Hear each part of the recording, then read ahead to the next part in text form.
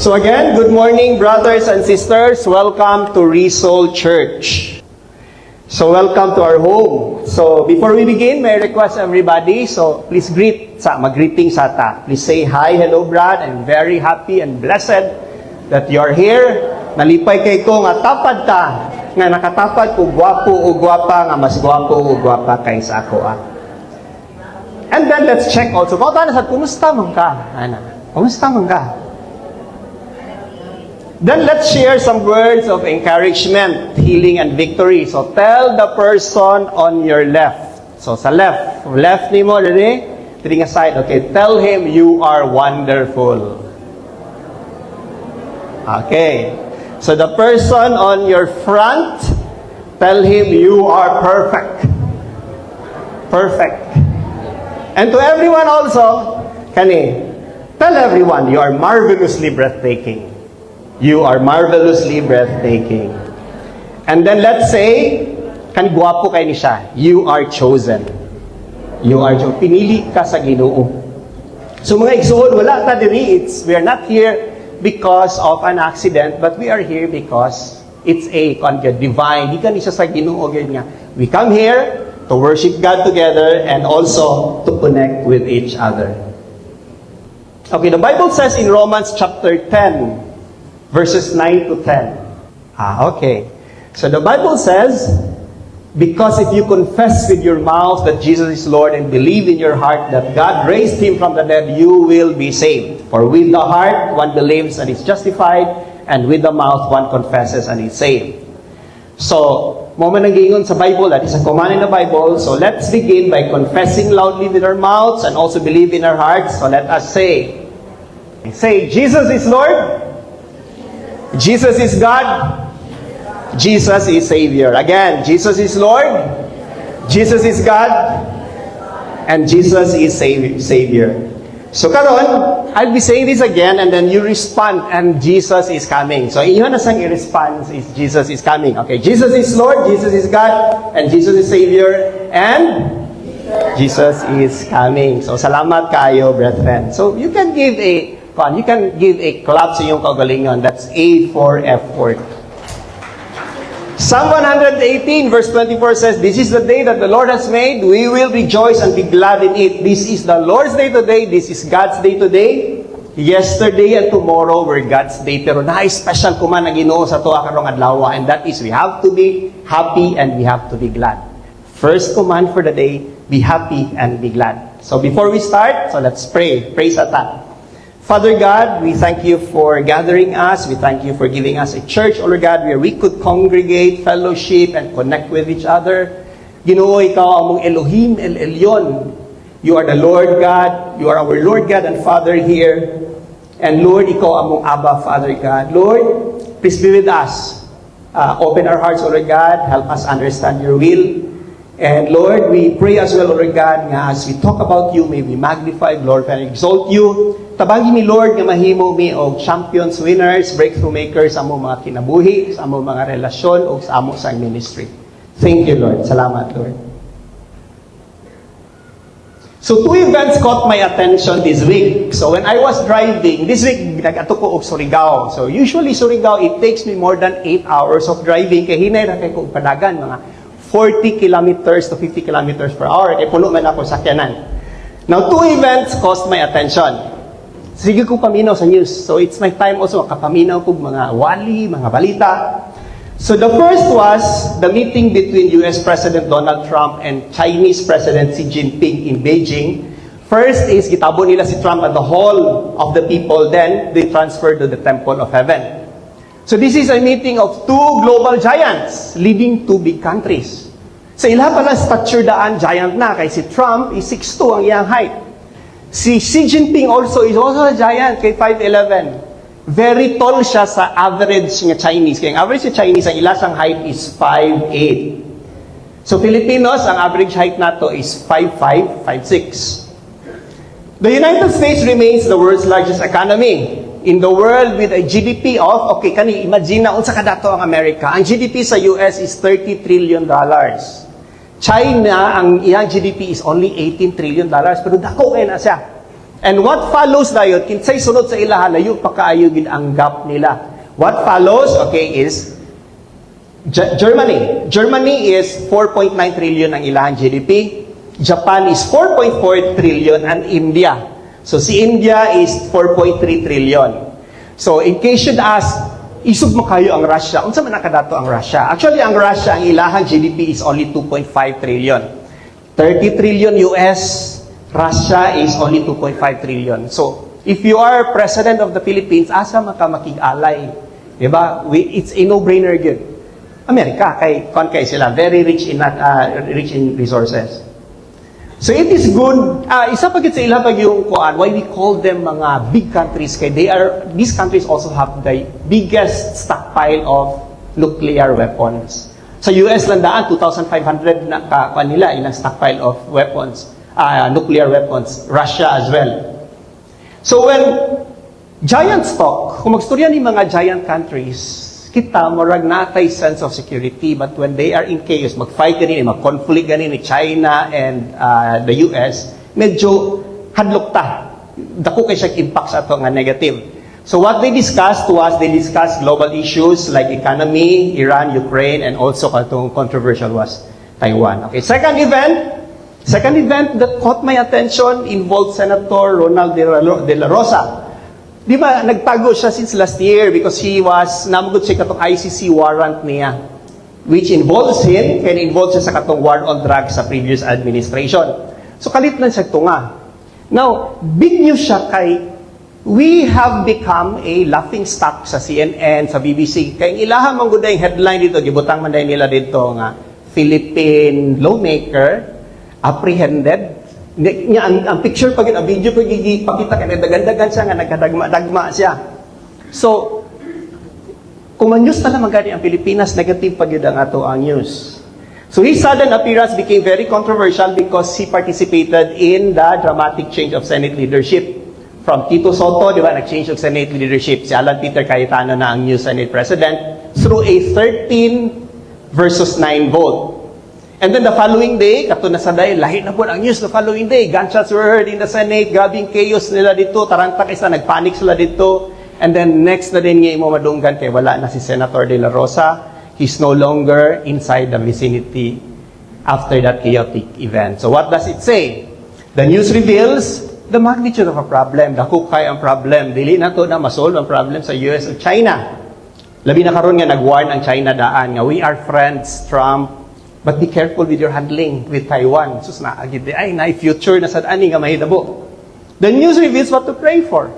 Let's pray for world peace. Let's pray as well for kanisa to asang nasod.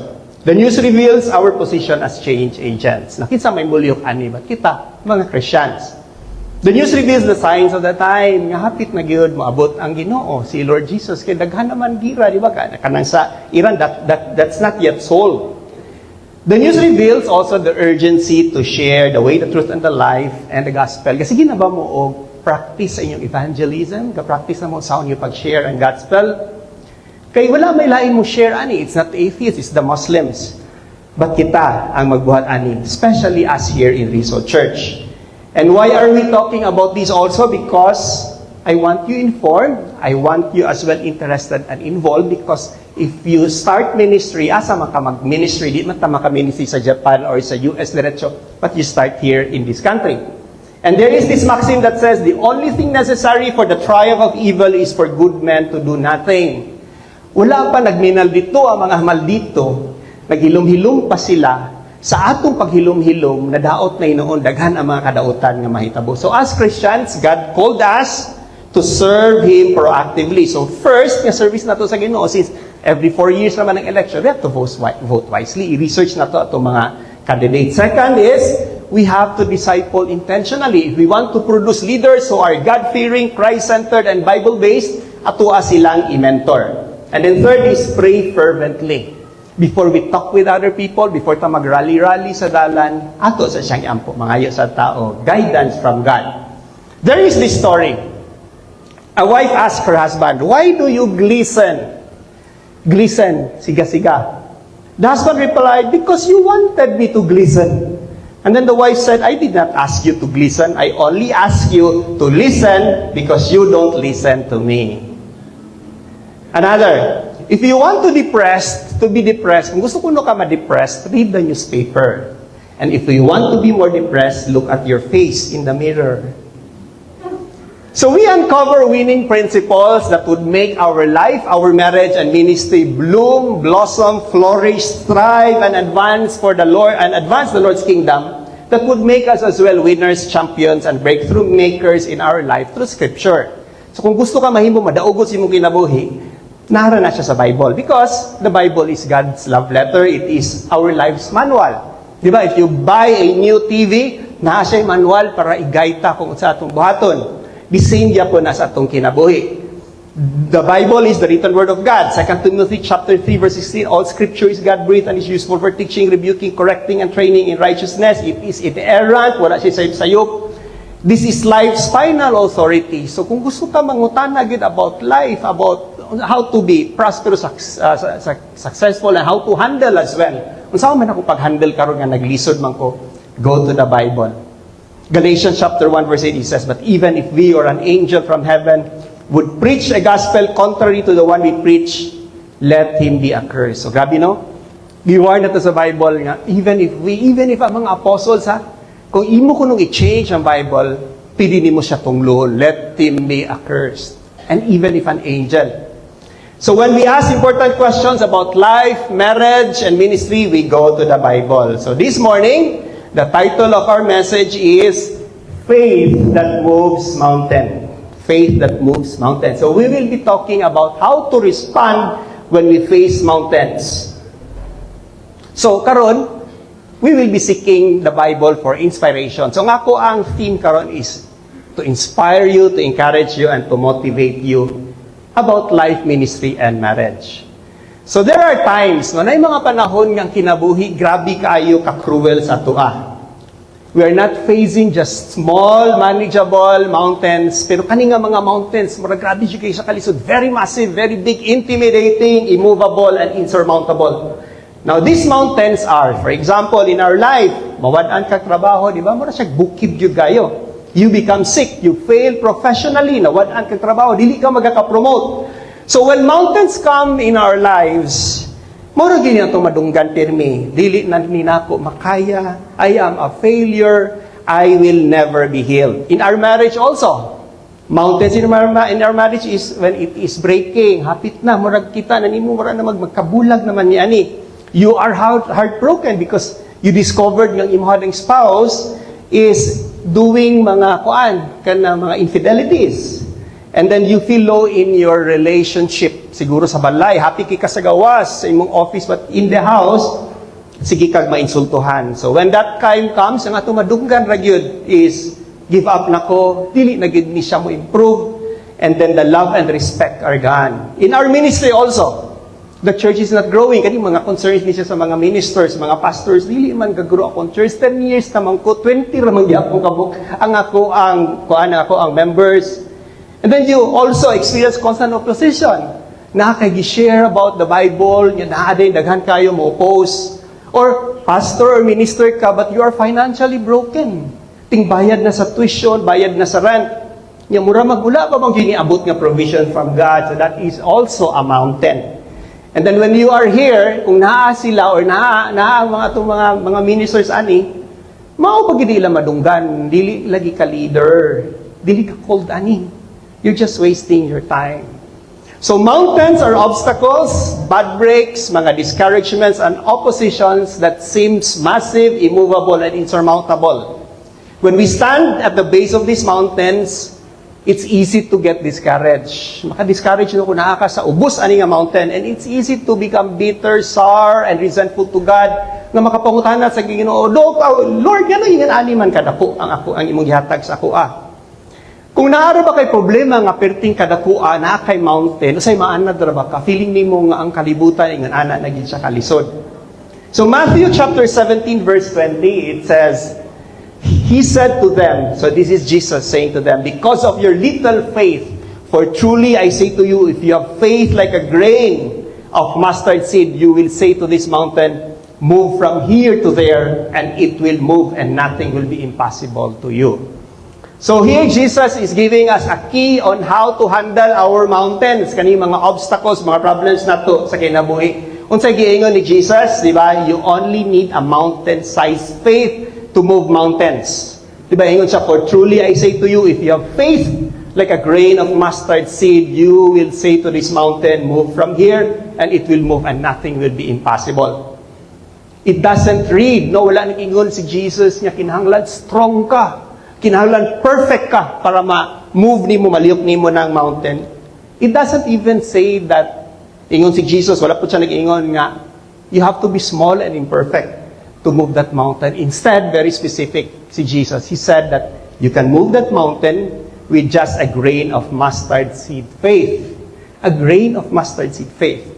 So there is this powerful story in the Bible about Zerubbabel from the book. Okay, kani si story ni Zerubbabel, taas na kayo, hindi ko nga ito pa ni siyang basahon karon.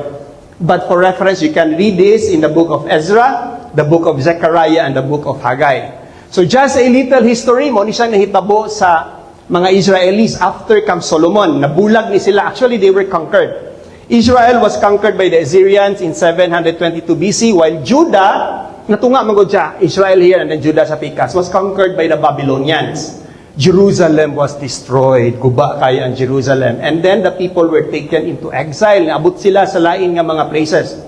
Around 538 BC, during the Persian period, so they were colonized by the Babylonians. Na-colonize sila. Pero, naay nag-colonize sa ila ang Persian, okay, which is the future or the present-day Iranians. So, manang gina-claim sa mga Iranians o sa mga Israeli nga, di ba na may time na nagka-friends ta? Because there was a time nga gi-conquer, gi-colonize sila sa mga Persians. But the Persians were very good through King Cyrus. Maayo kay si King Cyrus sa ila. Hagiinan sila ni King Cyrus. Guba naman ang Jerusalem. Pero tugtan mo na kung ayohon ninyo ang Jerusalem. So, the first mission was given to Zerubbabel. Ang mission ni Zerubbabel, tulo na sila. Tulo na sila in 100 years, tulo na sila ka-prophets na ato. Ang position or ang task ni Zerubbabel was to fix the temple. And then he was followed by Ezra. Si Ezra po, ang iyang task is to fix their worshiping. And then ang third ayon nga, pirmi na tumadunggan si Nehemiah. Ang task ni Nehemiah was to rebuild the wall. So to rebuild the wall. So, after ani, napagidataas pa kayo ni siya, kikikolonize pa ni sila sa mga Greeks, and then sa mga Romans by General Pompey. Zerubbabel began with passion and vision. Excited kay siya when he went to Jerusalem. Unfortunately, naay mga mountains pagabot niya dito. So, ang mga mountains niya is gi-oppose siya dito, falsely accuse siya, and then napag yung mga legal threats, and he was discouraged. So kung ikaw si Zerubbabel, grabe kayo siya ka-discouraging. Labi na nga nag-prepare na biya sila for na siguro itong mga gamit nila. Kung naisuminto at the time, although wala pa kayo mga stones naman to sila atong time. Kaya lakon kay si Zerubbabel, nga na-ready ng mga kahoy, mga lata na ni sila.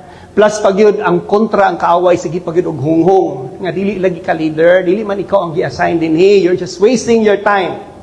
So Zerubbabel's action could have been, kung kita si Zerubbabel, siguro atong gibuhat kay ni surrender na ta. Discouraged, bitter, sour, resentful. And the easiest yun nga buhaton ni Zerubbabel was to run away, to be scared of the mountain. Kay, mas grabe nang iya kay nanagot siya vision. He has a vision and then he knew that he was tasked for this, pero pag abot niya dito, wala. That project was told actually for 15 years. Dugay kaayo ni nabuhat. So God sent a message through the prophet Zechariah. Ipadala ni God si Zechariah. This is what Zechariah said. Not by might nor by power, but by my spirit, says the Lord. Who are you, O great mountain, before Zerubbabel? You shall become a plain. So natagaan siya ni o encouragement. So what looked like a mountain during that time became plain. Giplain sa Ginoo, and then it became leveled for God's power. Ang winning habit lang yun ni Zerubbabel, wala siya naminaw sa iyang enemies, but he chose to trust God more than the size of the mountain.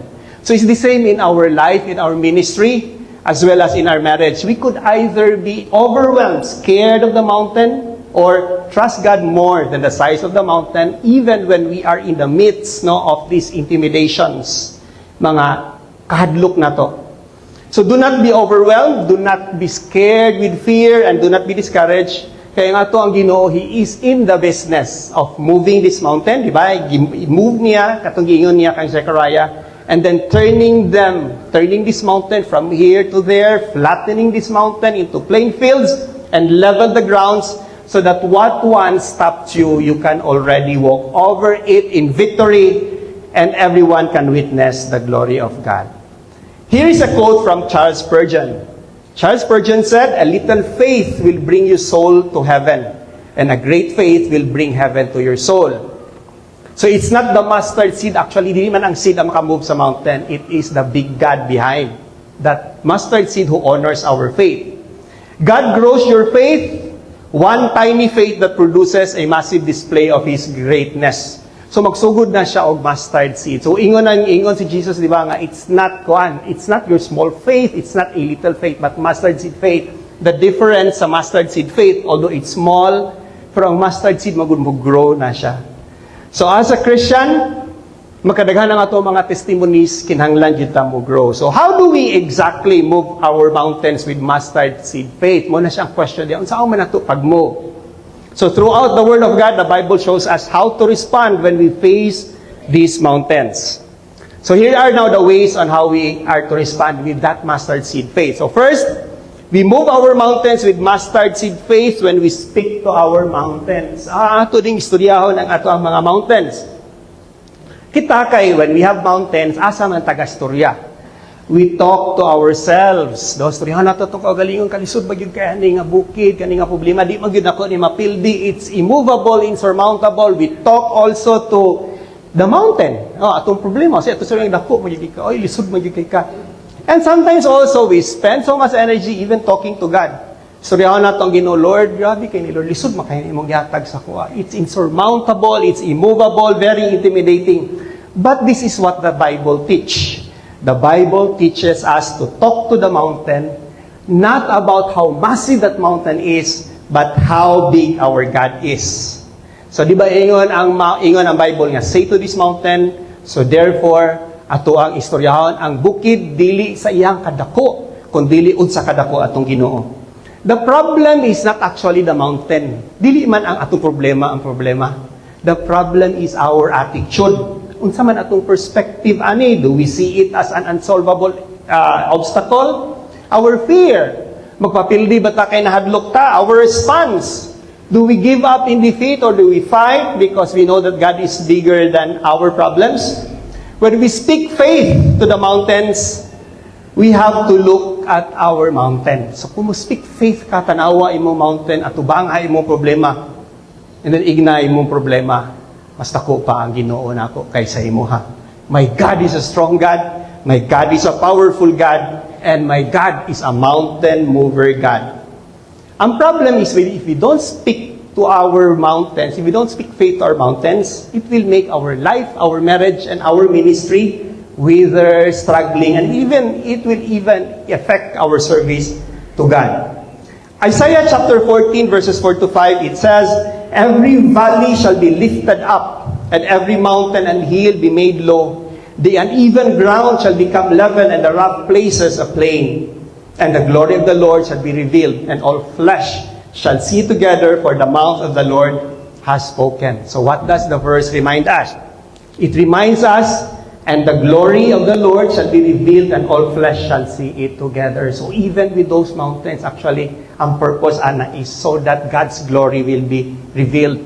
Because God is in the business of moving mountains, of flattening it down so that you can go back and walk again on that place. So everyone can witness the glory of God. So para ra gid tanan sa kahimayaan sa Ginoo, maski ang ato ang mga problema. That is the positive side of that. Now, my father was diagnosed with multiple myeloma. If you know that disease, it's a type of cancer. It destroys the blood. It destroys as well the bones. So, pag sakit niya, multiple myeloma, he was very weak. Luspa di ang color. Niwang na kaisa sa ngatanan. So, at first, Tanaw na muluy kayo mo, Papa. So we were overwhelmed with the problem. And then when we went to the doctor, Dok, pila kayo magastuan ni? So nag-mention sa dako kay nga amount. So first was we were overwhelmed with it. Una is, hadlok may kay, basi di na ni siya mo survive. And the next is the bills, ang hospital bills. Dako kayo. So instead of, okay, first, ingin ani, magsiya kay natural sa ato is, ang ato makitaan is ang problem pa man. Saon man ni, dako ba kay ani nga problem? Mabuhi ba kasi Papa? And then, nag-decide me. Okay, I had a meeting with my siblings. So, amo ang gidesirean nga. Instead ka, yan ali na lang ka, mag-shift ka taog attitude. Instead of looking at that problem, kanina lang ka ang ato ang buhaton. Nga, instead of that, we have to speak faith. No? Imbis nga magsulti ta about sa atong kadlok, ato na lang kanan. Isulti na lang nato, unsa kadako ang ato ang Ginoo. And then we have to declare that God is a healer. Ana. So we changed our attitude from that. And then when we did, hinahinay siya pero kalit lang dayon nga naabot ang mga suddenly. So if you change your attitude, mangabot ang mga miracles, mangabot suddenly, the medicine came, suddenly naaaman din mga government assistance nga makakover sa mga bayron sa hospital. Suddenly also relatives and friends came, dala sila og mga food, dala sila og even nagdala sila og katong wheelchair na sila gihatag. So grabe no? If you just change your attitude, doors will open for you. So from an estimated hospital bill of 200,000, we ended up paying almost nothing. Wala na gibayaran. And today, akong papa is already healed from multiple myeloma. And it shows in his electrophoresis. Ang test na ni mo kita is electrophoresis, tanawon lang sa doktor ang spike, wala na itong spike, na flatten na. So grabe kayo, no? So it's the same in life, in marriage, as well as in our ministry. We could either be overwhelmed by our mountain or we speak faith to that mountain even when the situation seems massive, intimidating, immovable, and insurmountable. Just don't be afraid. Just don't cower in fear and don't be discouraged because ang atong Ginoo man is in the business of moving that mountain from here to there and flattening our mountains to make it plain so that we could walk back to it in victory now, and so that the glory of God will be revealed. Now, Billy Graham once said, "Mountaintops are for views and inspiration, but fruit is grown in the valleys." So just because ang ato ang mga mountains are very big and intimidating, it doesn't mean to say na dito na gid ka sa ubos magtambay. Dili na ka pwede mo saka, and then you will be overwhelmed by its size. So, ang yani mo na mahitabo, if there is a big mountain there and then you will just stay on its base, ang mahitabo is tendency mawala ka kay dagko kay mga kahoy niya. And then another bagay nga problem is ang iyahang shadow. Ang shadow ana niya makapangitngit. So dihigil kay ka kuan, imo makita ni noon ma-overwhelm ka sa size sa mountain.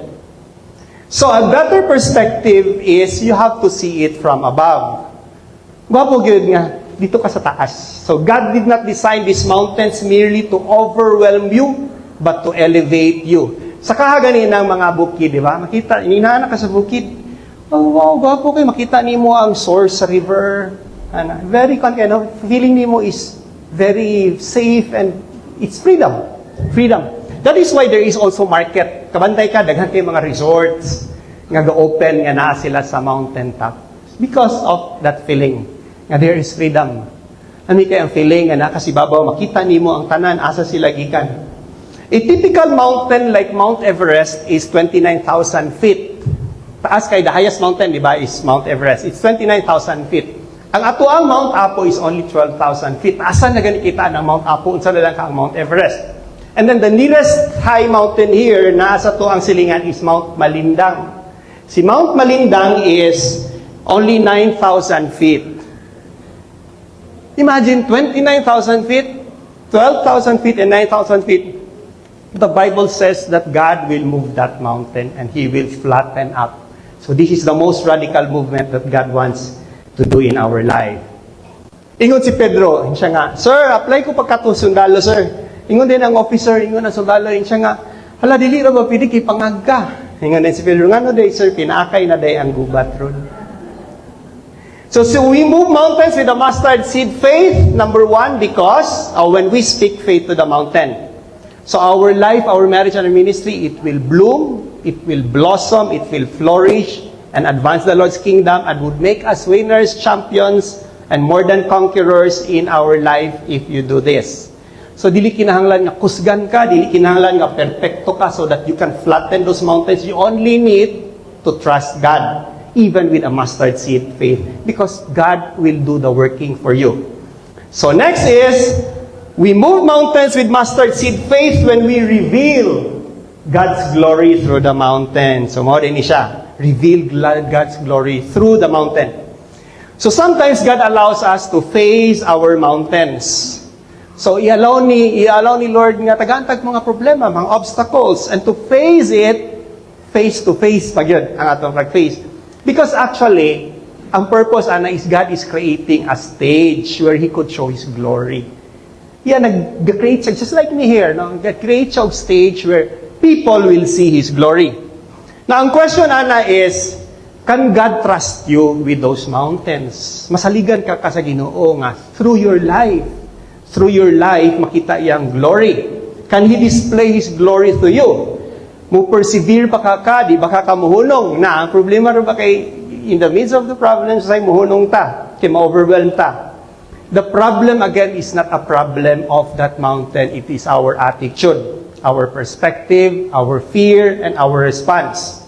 When we reveal God's glory through the mountain, it helps us. No, kanisya, kung gusto nato nga mahimutang successful ani nga maipakita sa tibuok kalibutan ang glory sa Ginoo sa tuwa, this will help us. Ayaw paminawa ang mga negatives. Ayaw gani paminawa. Ayaw paminawa ang mga negatives. Like for example, ayaw pasudla sa imong kinabuhi in your life nga it's the end, I'm a failure, I can't survive this. Sa imong marriage, ayaw nagpasudla na sa imuhang mga dalunggan ng give up na ko, di na gyud nimo improve, wala na gyud love, wala na gyud respeto sa balay. And also in our ministry, mga ministry workers sa church, ayaw pasudlan ng di mo gyud ka leader, di mo ka ment ani, kalas-kalas lang kasi imong kwarta, kalas-kalas lang ka sa imong time, but instead, okay, this is what you have to feel. Mo ni siya ang imong i-feed sa imong kaugalingon o sa imong dalunggan, the declaration of Zechariah. Di ba, ingon ni Zechariah, who are you, O great mountain, before Zerubbabel? You shall become plain. So declare instead, who are you, O great mountain of my life? Who are you, O great mountain of my marriage? Who are you, O great mountain of my ministry? Before Zerubbabel, you shall become a plain. So, it's like saying also, now who are you, O great obstacles, problems in my life? You can be massive, intimidating, insurmountable. But before the world, God is moving. God will flatten you. God will make you to be a field, a flattened field, so that no one can stop me, walk on you, and so that the glory of God will be seen. Ang problem is, if we don't reveal God's glory through the mountain, it will make our life, our marriage, and our ministry struggle. It makes us ineffective, and it even makes us retreat from the Lord. James chapter 1 verse 2 says, consider it pure joy, my brothers and sisters, whenever you face trials of many kind. Di ba dili sa yun nga ma-discourage, but this is our first response yun. Whenever we have mountains in our lives, ang first response nato, discouraged, overwhelmed, and then magmahay-mahay ta, bitter, sour, resentful to God. Ngano man, Lord, nganong ako pa man sa tanan. So, si Zerubbabel actually, he represents us untaan because, di ba, very excited, he knew that he was called for that, pero pag abot na niya dito, dili niya mabuhat, kay grabe kayo ang opposition. So, si Zerubbabel could be the same, no? He could have been discouraged, he could have been sour, he could have been bitter to God, but he did not do that. Especially pag yun, nga naa na siya vision, nakita na niya, gihatag na gini sa iya, directly, nga plano, pero wala mahitabo. Mauunta yun ang dapat niya nga reaction. But he did not do that. Because the mountain is a test, no, of our perspective. Nga kinahanglan nato na siya ipasa. We have to pass that. We have to survive that. So, when Zerubbabel survived that, this is what happened, di ba? He was able now to reveal God's glory through the mountain. That is why kailan ta sa iyaha. Kung wala siya ning survive, ani, wala na magbasa bahin kang Zerubbabel. But he passed that. That's why we are talking about him. Now, many people may wonder, nga naman nga, ang gipili ni Jesus is mustard seed man as an illustration of faith. Nga daghan pa man kayo liso nga iyahang mahimo, no? Ma-mention as an illustration of faith. Pwede man siya. Don't you know na ang biggest kansa, pakitaan sila sa the biggest seed in the whole world. The biggest seed in the whole world is the Coco de Mer palm, which is found in the Seychelles, in the coast of Africa, near Madagascar. So, layo kayo ni siya. It grows up to 100 feet tall. Kano? That is the biggest seed. So, kung mutubo na siya, it's palm. So, meaning to say, marami siya glubi. Inigdaw niya. Mutubo siya up to 100 feet. Pero matingala ka, ano, dili man mo ang illustration ni Jesus. Or, he could have used also the smallest pagyod nga seed. Ang smallest nga seed is a seed that comes from species of orchid plants. Ang iyang kagamay ani kay mura siyang dust. Ang kaning mustard seed dili pa na ingon anak kagamay like a dust, mura ra siyang balas. So mas dako pa siya. Or you might ask also nganong dili man mango seed or durian seed. Kay kung durian seed po ang illustration ni Jesus, di ba? Mas dramatic. Very tasty, pero maagi pa kaog thorns sa gawas. So why mustard seed? Because although it is one of the smallest seeds planted in Israel during biblical time, ang size of mustard seed is 1 to 2 millimeters, but when it grows to a tree that has the height of 10 to 15 feet. So taas-taasan siya. Gamay siya, pero when it grows, it becomes very powerful. So in Jewish culture, the mustard seed was used to describe something extremely small, making it a common illustration during Jesus' time. So sa time ni Jesus use na kayo na ang mustard seed as an illustration. Next is, even though the mustard seed is very small, but it is known to be, so it quickly grows even in hard soil. So grabe man din ka ng kuan. Makita ni mo, gahi, gina siya. Aning kamot gina siya o grow. And then when fully grown, the mustard plant becomes large enough so that birds can rest in it. So, di ay gihimo siya og nestling place sa birds. So, grabe siya kay ka-useful. So, Jesus chose the mustard seed as an illustration of faith because although it may look small, but it refuses to stay small. And it keeps growing even in the midst of pressure. And it becomes a strong, fruitful, and a useful tree. Mao di ay gigamit ni Jesus ang mustard seed. So dapat ingon ana ang Christian. So manang iyang illustration. So dapat ang Christian ingon ana small faith magsugod man gyud tanan ana. So wala gyud nagidiman ha. It's wrong, fake news nga ingon si Jesus nga makamukag mountain with a big faith, mustard seed faith iyang giingon. So we start with that, but we have to grow under pressure so that we will become useful and fruitful, and that the glory of God will be seen to us. So it's the same as well in life, in marriage, and in our ministry. We could either walk out discouraged, manalaw ta, bitter, sour, resentful to God, or reveal God's glory through the mountains, even in the midst of what seems to be massive, intimidating. So ayaw lang yun o ka-overwhelmed, ayaw lang pagpanalaw, do not be discouraged, because remember, God is in the business of moving those mountains and flattening it down. A.W. Tozer said this beautifully. He said, a scared world needs a fearless church. A scared world needs a fearless church.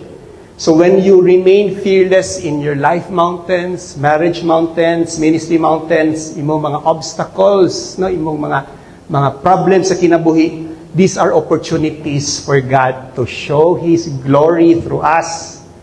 And actually also, it's not only for you. Dili na po na siya para sa ato. It's also either for the brethren in church or for other people. Ingon si Pedro, siya nga bay. Kapag kay isog kay si Juan. Ning ambak siya sa eroplano nga wala siya gamit-gamit o parachute. Ingon dahil niyang amigo nga si Leo, siya nga tinuod, asa man ka nakabalita.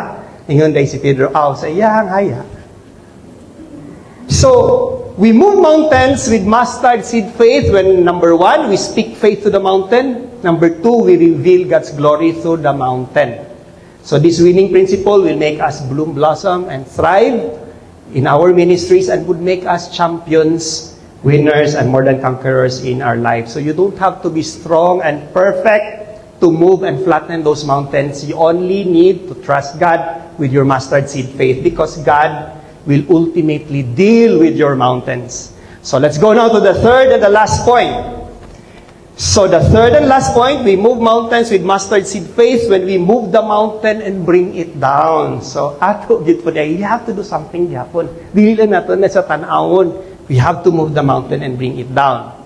So we stand sometimes before mountains that has been there in our lives. Dugay na kaini nga mga problema, nga mura naman di naman kakawala, di naman kakahurot. Obstacles, mga oppositions, mga sickness and disappointments that seem nga permanent na, dili naman kakamove. But here is the good news. So, mani siya ang good news. Listen to this good news. The same God, ang Ginoo nga nagbutang ana nga mga bukid, kung asa siya nagtindog, will be the same God who has the power to bring it down. Siya ra gyapon ang mo flatten ana, ang move ana. The problem is, again, not on the mountain, but it is on our attitude. Our perspective, do we see it as an unsolvable obstacle? Or do we see it as something that God can fix? Our fears, magpakahadlok ba ta, mudagan ba ta, o sukla na to, pinagi sa itong pagtuo? And our response, do we give up in defeat? Walay fight atong buhaton, manalaw ta, di na hinuon nato mapakita ang glory sa Ginoo. When we don't move the mountain and bring it down in our life, our marriage and in our ministry, it will make it drained, exhausted, and ineffective. Jeremiah chapter 51 verse 25, it says, "Behold, I am against you, O destroying mountain, declares the Lord, which destroys the whole earth. I will stretch out my hand against you and roll you down from the crags and make you a burnt mountain." So, sa giingon sa Ginoo sa mountain, I am against you. Diba? Ingon siya, I am against you. Nga naman, kung anak ka sa Ginoo, ang imuhang mga problema, tabangan ka sa Ginoo, ngayon ang isolve because He is also against your problems. Now, ang nindutan ni kay, kung ang imong problema, ingon lang kadako sa bukid, 29,000 feet, pero ang imuha sang gisandigan is Ginoo man nga creator sa universe. Millions of mountains can fill in that universe. Ingon anak kadako atong Ginoo. And then it says also, tanawag balingan verse, I will stretch out my hand against you. So meaning to say, God will hit the opposition with His hands. Kung sa kayo pasabot aning, stretch out my hands for you. Akong gi-research, daghan check meaning. Stretch out, inaton. Pero naging isang comment nga ingon niya, actually ang stretch out is, sumbagon sa Ginoo. Pilbihon niya, He will give it a knockout punch. So you may have a mountain-sized problem, but our God has a universe-sized response. Ang kadako po sa itong Ginoo, ingon mo po kadako sa universe. And He is ready to stretch out His hand to give it a knockout punch sa imuhang mga problems, sa imong obstacles, imong mga oppositions.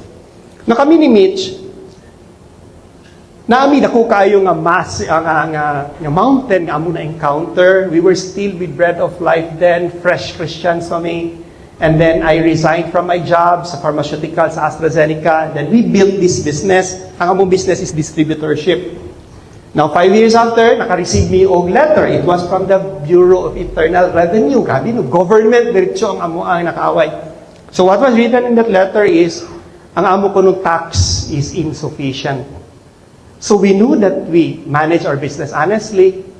Number one, excited pa mi, bago pa mi ato nga Christian. And then number two is, we were very idealistic. Gusto kita mo nga, we have to do this zealotly nga, conduct honestly.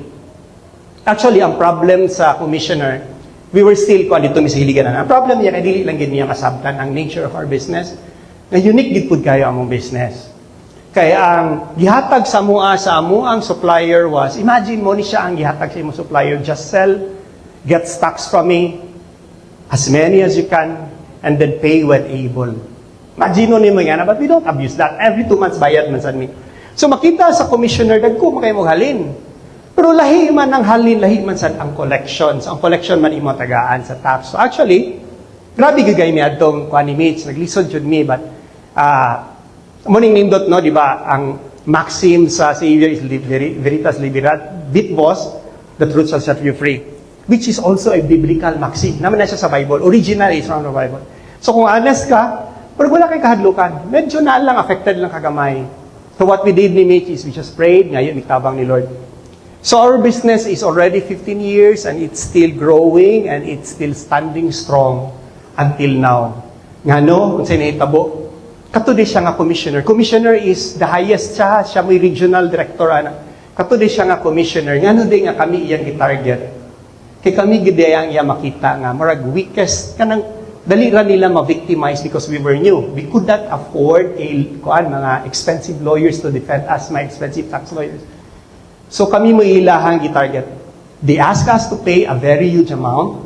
Nga, ingon pag yung commissioner nga, bayari lang siya sa ani nga friend na kung ang commissioner niya. And we ask, and then is there a receipt? Siya nga wala ni siya, resibo.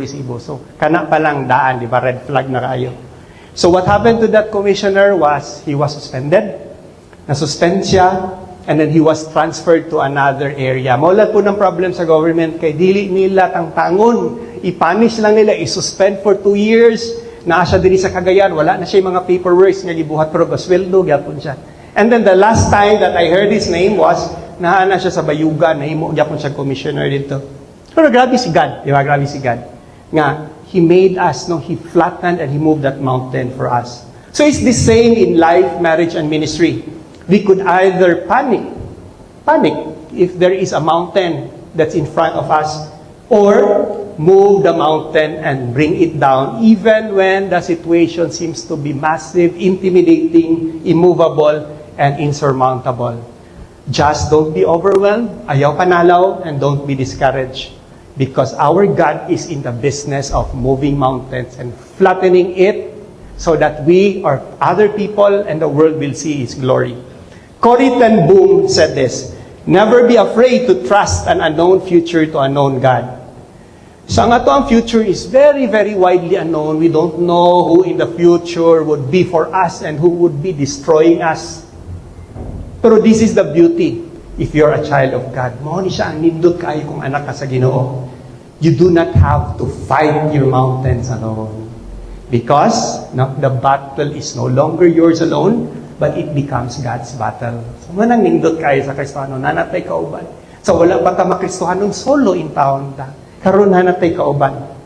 Ang Ginoo na atong kauban. And then, ingon sa Bible, to those who destroys you, God said, I will stretch out my hand against the enemy. So makontra sa niya ang magdaot sa imo ha. Ingon si Pedro, siyang amis, palita ko ballpen, ingon dayon ang katong tindira dito, siyang hala, sorry sir, wala man may ballpen baligya. Gusto ko kay si Pedro, gawa siya pagulbul siya, siya nga palumalumag pin siya, buwak man day ballpen baligya. So we move mountains with mustard seed faith when we, number 1, speak faith to that mountain, number 2, reveal God's glory through that mountain, and move the mountain and bring it down. And this winning principle will make our life, our marriage, and our ministry bloom, blossom, flourish, thrive, and advance the Lord's kingdom, and would make us winners, champions, more than conquerors in our Christian journey. So you don't have to be strong and perfect to move and flatten those mountains. You only have to trust God with your mustard seed faith. So no matter what you are facing right now, just remember this, our God is in the business of moving those mountains. Our God is in the business of flattening those mountains. So that what stopped you before, you can already walk over on. So that everyone will also see the glory of God. But you have to give something to work with. So you don't have to be strong. You don't have to be perfect to move and flatten that mountain. You only need to trust God with a mustard seed faith, because it is our God who will ultimately deal with our mountains. So instead of complaining, instead nga mag-complain ta or talking about how bad our situation is, talk about how great our God is. Siya ang mahimong kontra sa atong mga kaabay. So every time you wake up, pag mata nato sa buntag, every time we pray and every time we read our Bible, rehearse this. This will help us. Teach and remind yourself, I am stronger only when Jesus is in the center. Can we all say, I am stronger only when Jesus is in the center. Kay ang tinuod jud, wala tay ngipon, wala tay strength kung wala si Jesus sa ato ang center. So ang ato nadunggan was akong gingon pa inspiration raman to siya. It's only a encouragement. So dili na to siya tugtan nga mo end lang siya as an inspiration and encouragement. Kung dili na to siya i-root o i-anchor sa foundation which is the Bible, the blood of the Lamb, the gospel, salvation, redemption, and deliverance, because only through it nga naay mahitabo nga mga transformation and change of life. Diba? Kung ato siyang i-connect, ana. So just a loving ending. So who wants to be great, happy in your life, in your marriage, as well as in your relationships? So before we fix it, we have to first accept this truth. Mo gini siya ang katinuoran. We cannot fix ourselves. We cannot save ourselves because we are depraved by nature and enemies of God. Romans chapter 3 verse 10, there is no one righteous, no not one. Romans 3:23, for all have sinned and fell short of the kingdom of God. Diha ta nagsugod tanan. And the outcome is death, kamatayon. Romans 6:23, the wages of sin is death. And God, in all His holiness, He wants us to have eternal life and to be holy and perfect, just like Him, because we are His children and we are His masterpiece. But we have a very big problem. Ang problem na to is ang sala. Ang sala, mura siya og chasm. Dili ta makalahos kay mahulog ta. Ang sala, nag-build siya og wall. It separates us from God. And sin makes us also destined to fall, to lose, and to die. Dili unta mamatay ang tao kung wala tay sala. But because of our sin, we die physically. Muna na yung mga disgrasya, yung mga ma-hospitalize, mamatay. We die spiritually. That's why we cannot see the face of God because of that spiritual death. And we die as well eternally. Morning verse, hadlok kay siya. Because narabay promise sa Bible, nga kung unrighteous ka, hindi ka matay nimo, mato ka sa impyerno, nga ang kamatayon, grabe, ang kalayo, sakit kayo. And so here is the turning point. Because God loves us, the Bible says in John 3:16, for God so loved the world that He gave His only begotten Son, that whosoever believes in Him will not perish but have everlasting life. And God sent His Son not to judge the world. So dapat dili good. Even kita, dili ta mo judge the world. But so that we will have eternal life. So si Jesus, what He did was He died on the cross. He atoned for us. And Jesus is the only door to God. John 14:6, Jesus said, I am the way, the truth, and the life. And then kanitanan, nga gibuhat ni God, sending Jesus here, it's only out of grace. We do not deserve that. Kay sa ingon pa, kita tanan makasasala. But it is because of His love. Ephesians chapter 2:8, verse 9, for by grace you have been saved through faith and not through good works. It is a gift from God, not a result of works, so that no one will boast. Kaso lang naagid siya condition. Na siya condition, but it's a condition man nga dili bayaran na itong kwarta. So mapobre na mga dato, we can afford that condition because the condition is repent, accept, and believe. Acts 3:19, repent therefore and turn back that your sins may be blotted out. Believe in the Lord Jesus and you will be saved. So to those who have already received the Lord Jesus Christ, so can I see a raise of hand? Nakadawat mo kan Jesus? So dili na ta mag-sinner's prayer. Okay, kani ang promise sa Ginoo sa ato you are now labeled. Sa tanan nakadawat sa Ginoo, you are now labeled a winner. The Bible says, no? God calls you an overcomer. John 5:4, everyone born of God overcomes the world. The Bible calls you a victor. Corinthians chapter 15, verse 57, thanks be to God, He gives us the victory through our Lord Jesus Christ. And you are a conqueror. Romans 8:37. In all these things, we are more than conquerors through Him who loved us. So, as Christians, never talk nga defeated. Di ba? Christian ko, pero nagdigda ko, may na akong problema. Christian ko, pero marag feeling na ko kay pildi man ko pirmi. Because God has a promise. No? Ang promise yun ni God, and He calls you a champion and a victor. Kaya nga no, we are not outsiders. When you receive the Lord Jesus Christ, we become adopted sons and daughters of God. Anak kaniya. So you are not defeated, but you are redeemed and empowered. And you are destined for glory. So if you are a Christian, pray. Ampo. You're a Christian, read the Bible. You're a Christian, claim your blessings and obey the commands. So sa gingon pa ni Pastor J o nila ni Pastor Sunny, dili tanan panahon sad nga malipayo na yung mga times nga also buol ang usa ka Kristohanon.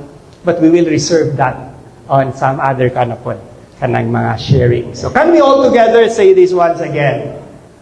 I am stronger when Jesus is in the center. And then, Jesus will move the mountains for me. Okay, thank you. So let's close our Sunday message with a prayer. Let us pray. Father God, thank you so much for today. Salamat, Lord, sa imong message teaching us about winning our mountains through our mustard seed faith. Salamat, Lord, sa imong gugma. Salamat sa imong salvation. Lord, hinaut-laut ta nga imo haming ubanan sa among pagpamauli. Give us protection, O Lord God. And in our hearts, O Lord God, may we not forget, O Lord God, the teachings that you have. Nga amo ni siyang ikinabuhi, nga amo ni siyang itudlo sa uban, O Lord Jesus. And Lord, help us to be champions, winners, breakthrough makers in our Christian life. And Lord, tabangi sad ni, O Lord God, nga sa among kadaadlaw nga paglakaw, may we magnify, exalt you, and glorify you in the mighty name of Jesus. Can everybody say amen?